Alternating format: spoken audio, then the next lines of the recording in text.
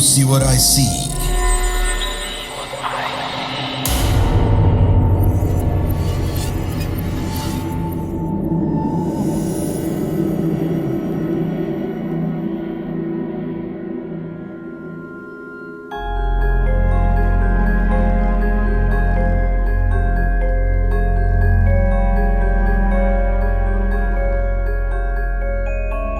Waktu itu hari kedua Lebaran ya, tepatnya tahun 2008 kelas 5. Saya ini diceritain sama Mbah Uti saya bahwa memang di hari Lebaran pertama Mbah itu kaget karena memang tetangganya ada yang kesurupan dan kesurupannya massal. Padahal hari pertama Lebaran loh guys, itu pintu setan yang katanya dibelenggu juga udah baru banget dibuka, malah langsung ada yang kesurupan massal. Ya Allah, ya Allah. Jadi gini ya cerita selengkapnya. Halo semuanya, kembali lagi di episode teman mudik. Kali ini di cerita Lebaran. Jadi ini cerita tentang mantan tetangganya mbah saya yang sekarang udah pindah ke Riau. Waktu itu ia tuh menempati sebuah rumah yang mana memang rumahnya ini udah berhasil dijual oleh putra putri, sebut saja namanya Ibu Saidah ya. Ibu Saidah ini memang setelah almarhum menitipkan pesan dan warisan bahwa memang silahkan jual rumah ini dan hartanya dibagi sejumlah putra putrinya dan tolong dibagi secara adil gitu. Setelah rumahnya terjual, ada yang minat nih, tetangga baru dari Depok gitu, sebut saja namanya keluarga David. Keluarga David ini nih anggota keluarganya sekitar 5 orang ya, sekitar 5 orang. Dengan David ini adalah anak terakhir, dan David adalah anak yang seumuran sama saya ya teman-teman. David ini sekolah di SD yang dekat rumahnya juga, jadi emang dia pulang sama berangkatnya sekolah jalan kaki gitu. Namun David sehari-harinya ini bersama dengan pembantunya karena memang orang tuanya kerja di luar kota dan ibunya juga bekerja di Purwokerto gitu. Sampai suatu hari memang si David ini juga udah merasakan bahwa rumahnya ini nggak enak gitu, nggak enak buat dihuni. Kenapa nggak enak? Karena memang gangguan suara, gangguan kayak ketokan di jendela, ketokan di pintu tuh cukup banyak, meskipun memang nggak setiap hari gitu. Iya, yang memang belum tahu ada kehidupan selain manusia ya, itu dia juga awalnya terganggu, ini apaan sih, sampai akhirnya si pembantunya ini menenangkan gitu. Udah dan David nggak usah didengerin, itu mah cuman suara angin gitu. Sampai tibalah singkat cerita kita di hari menjelang Lebaran. Posisi saudara-saudara dari pihak ibunya David nih yang dari luar kota, dari Jakarta, dari Bogor, dari Depok sendiri itu pada ke Purwokerto buat liburan rencananya. Dan memang makam-makam dari leluhurnya dan tetuanya bapak ibunya David memang di Purwokerto semua. Jadi memang terus si Davidnya ini juga seneng kan, wah asik, sepupu-sepupunya aku pada kumpul di rumah, bisa main PS bareng, bisa main-main di sungai bareng karena memang rumahnya kan dekat sungai gitu ya. Akhirnya Hamin berapa ya, Hamin 3 apa Hamin 7 gitu, saudara-saudaranya silih berganti tuh datang. Ada yang dari kota ini dulu datang gitu, terus disusul sama kota itu gitu, baru lah mereka tuh ngumpul lah, ngeriung, ngumpul jadi satu di situ ya. Dan emang namanya enaknya Lebaran zaman dulu ya, ya kalau emang keluarga-keluarga dari yang luar kota emang tidurnya tuh di gelar kasur gitu, di depan TV, di ruang tamu gitu kan. Enaknya di situ, kebersamaannya di situ loh. Nanti kalau pas sahur bangun bareng, masak bareng, makan bareng, itu yang kekeluargaannya yang udah sepertinya di tahun-tahun ini udah jarang ya dirasa-rasa. Cuman di Hamin 1 di malam takbiran itu Gangguan ketokan ini tuh makin terasa, makin kencang lagi. Ditambah dengan suara orang pengen masuk. Tok tok tok tok tok tok gitu. Assalamualaikum, buka pintunya. Saya juga pengen masuk ke rumah. Dan itu suaranya tuh nggak cuma dari pihak sosok kayak laki-laki, tapi ada sosok dari perempuan dan sosok anak kecil juga, teman-teman. Nah, yang pertama bangun ya jelas David. Dia langsung bangunin ibunya gitu kan. Ibu, ini suara apa? Ada yang mau masuk, ibu, ada tamu itu. Udahlah Fit, tuh Pak, tidur aja. Biarin itu mah, mereka emang sering ganggu di sini, kata bapaknya si David gitu kan. Akhirnya David ya tidur aja. Ya, tidur, tapi meskipun itu dia masih sering mendengar gangguan-gangguan itu gitu loh. Meskipun emang awalnya susah tidur, lama-kelamaan ia terlelap juga. Sampailah esok hari. Di hari kemenangan itu tiba ya. Suara takbir berkumandang. Terus para saudara-saudaranya pada rebutan kamar mandi gitu kan. Karena totalnya di situ tuh udah sama keluarga David kira-kira sekitar 10-12 orang. Ya teman-teman, rame banget tuh satu rumah tuh. Dan memang rumahnya ini ukurannya emang dibilang besar nggak terlalu, dibilang kecil ya lumayan lebar gitu loh. Nah mereka udah pada mandi, langsung lah OTW sholat id gitu kan. Habis sholat id terus makan-makan bareng. Habis makan sungkeman, habis sungkeman baru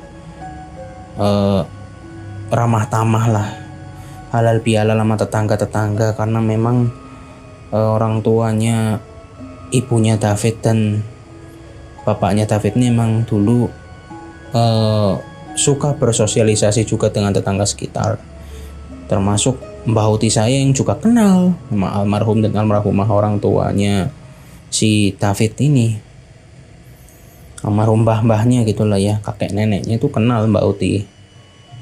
Sampai akhirnya setelah halal bihalal, mereka bersepuluh atau berdua-belas ini tuh ziarah kubur ya di taman makam yang deket sama rumah saya gitu. Ya ziarah terus sampai di makam. Singkat cerita, beli bunga, udah nyiapin air dari rumah masing-masing, bawa botol-botol gitu. Langsung lah ziarah gitu kan. Tabur bunga, siram makam, kirim doa. Hanya saja memang yang diziarahi itu hanya cuman 2 makam aja. Yaitu makamnya si kakek sama nenek ya, bisa dibilang gitu. Makam-makam omnya, tantenya, terus saudara-saudara lainnya tuh nggak disiarahi. Mungkin karena lupa kali ya, jadinya ya udah cuman ziarah ke situ. Akhirnya mereka pulang tuh, jalan kaki, berangkat jalan kaki, pulang jalan kaki. Emang keluarga sehat ini ya David ya. Mana-mana jalan kaki. David ini juga sering jalan kaki pulang pergi gitu kan. Karena memang letak makam sama rumahnya emang ya lumayan buat olahraga maksudnya loh. Dibilang jauh jalan kaki ya lumayan, dibilang deket ya nggak terlalu deket gitu. Sampai akhirnya di perjalanan tuh kok dari setengah dari anggota keluarganya itu merasakan pusing yang amat sangat gitu loh. Pusing sama sesek di dada gitu.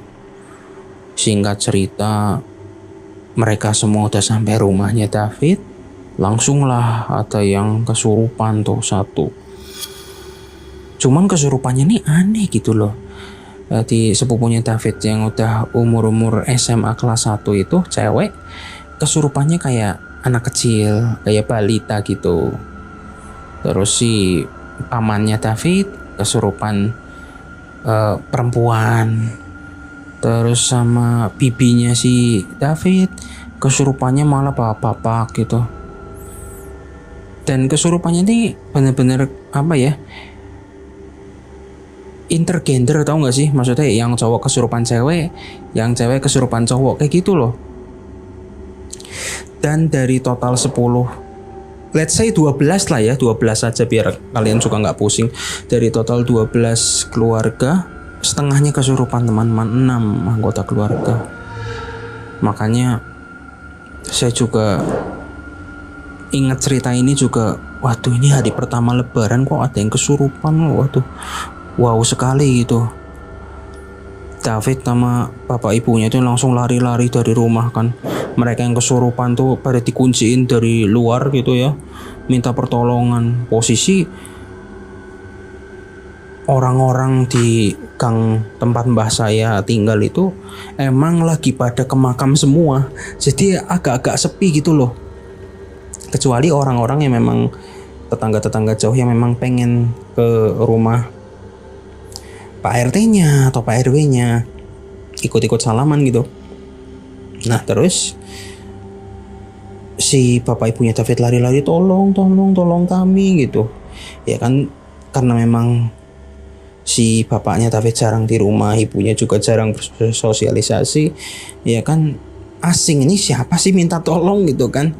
Sampai akhirnya ada tetangga dekat rumah mbah saya, sebut saja namanya Pak Ahmad. Pak Ahmad ini sepupunya itu memang lulusan pesantren, lulusan Universitas Islam Negeri juga gitu di kota kami, kota Purwokerto, dan memang dia guru agama juga. Beruntung banget si bapak ibu David ini ketemu sama sepupunya. Ya cerita langsung masalahnya kan, dari makam itu udah pusing, udah sesak nafas, tiba-tiba kesurupan, dan kesurupannya ini aneh-aneh gitu. Akhirnya si sepupunya Pak Ahmad dan juga bapak ibunya David ini tuh langsung ke lokasi ya, ke rumahnya si David, karena memang situasinya udah kacau gitu, yakin di rumah sangat kacau. Ada yang marah-marah, ada yang nangis-nangis doang, ada yang sifatnya kayak anak kecil, naik-naik ke atas meja gitu kan. Dan ketika dibuka pintu rumahnya, voila, itu toplesnya udah pada pecah, kuenya udah pada berantakan semua, opornya itu yang dipanci udah ditumpah-tumpahin. Wah pokoknya bener-bener definisi udah hancur rumahnya dalamnya loh ya. Waduh itu makin nangis kejer itu ibunya David kan. Waduh ini makanan mau dimakan lebaran malah ditumpah-tumpahin kayak gini. Lah apa kabar sama si saudara-saudaranya David yang gak kesurupan setengahnya ini? Mereka kabur juga, tapi kabur ke daerah kolam ikan gitu loh, karena memang rumahnya David ini kan dekat sama sungai, tadi saya bilang dekat juga sama kolam ikan gitu loh.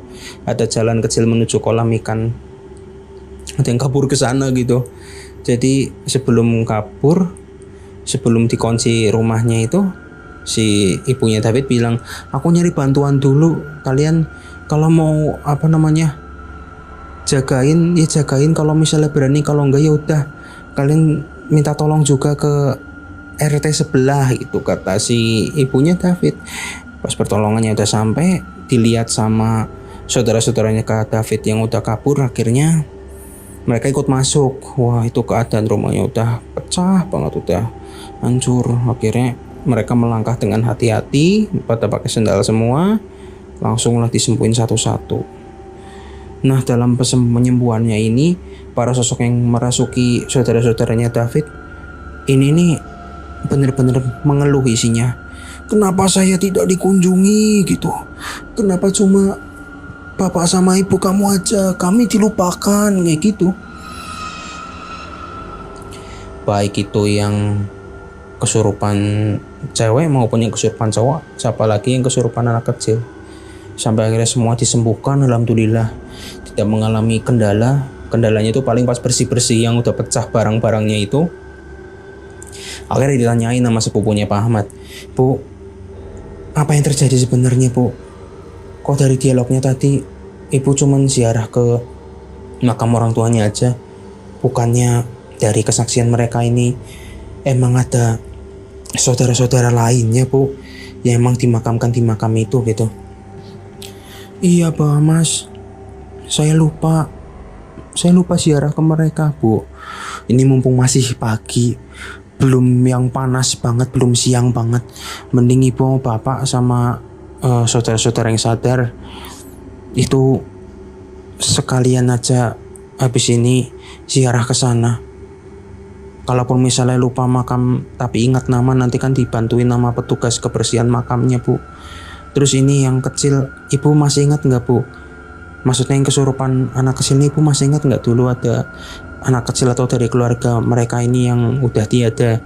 Ternyata meskipun mengingatnya agak lama, bapaknya David yang menjawab bilang, iya saya baru ingat dulu calon anak kami ada yang meninggal dunia, belum sempat waktunya lahir, istri saya keguguran gitu. Kami lupa tidak memberikan nisan yang layak, hanya sebuah tanah untuk memakamkan dan hanya batu sebagai penanda. Sampai kami lupa, kami nggak pernah mengunjunginya.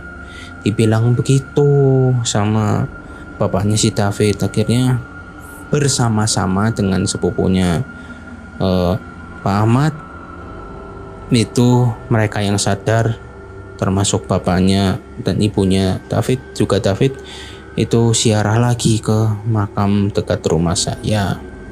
Sedangkan saudara-saudaranya yang kesurupan ini ditenangkan oleh tetangga dari Mbah Uti saya. Mbah Uti saya juga ikut nenangin di situ dan ikut bersih-bersih di lokasi kejadian kesurupannya itu.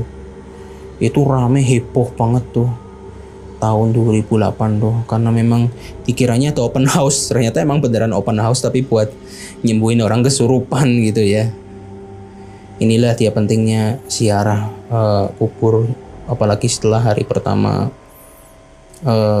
Lebaran ya teman-teman. Jangan lupa sama orang-orang yang ada di pemakaman, dan kalau misalnya emang nggak sempat karena makamnya jauh ya, alangkah baiknya kita kirim doa untuk mereka. Mudah-mudahan ya mereka yang telah mendahului kita itu tuh husnul khotimah, dosa-dosanya diampuni dan diberikan tempat yang layak di sisi Allah Subhanahu wa taala. Insyaallah surga tempatnya, amin ya rabbal alamin. So terima kasih semuanya udah mendengarkan cerita ini. Saya juga ada podcast di Spotify namanya Belaka Suta Podcast. Bisa langsung follow aja, diklik lonceng notifikasinya dan dikasih bintang 5. Oke. Mau kirim cerita bisa juga di follow di Instagram kami @belakasuta_podcast. So terima kasih semuanya dan semoga perjalanan mudik kalian selamat dari pergi sampai pulangnya, amin. Nama saya Risa RS dari Purwokerto. Assalamualaikum warahmatullahi wabarakatuh.